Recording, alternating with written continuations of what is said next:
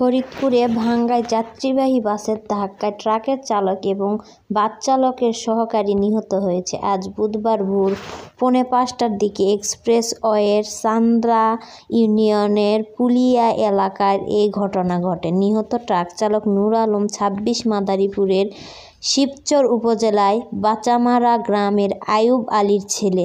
নিহত বাস চালকের সহকারী কাদের মিয়া 25 ঝিনাইদহ সদর উপজেলা তেঁতুলিয়া গ্রামের মফিজুল মালিতার ছেলে।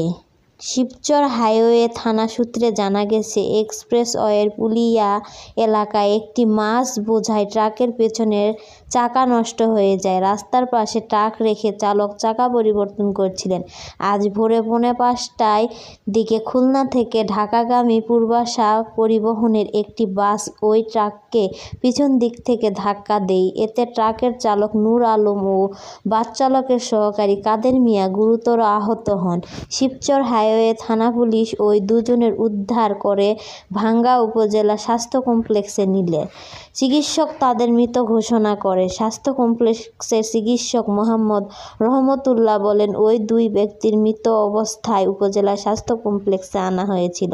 শিবচর হাইওয়ে থানার উপপরিদর্শক তমাল সরকার বলেন, দুর্ঘটনা কবলিত গাড়ি দুটি উদ্ধার করে থানা হেফাজতে নেওয়া হয়েছে। বাস চালক পালিয়ে গেছেন। এ ব্যাপারে আইনগত ব্যবস্থা নেওয়ার প্রক্রিয়া চলছে।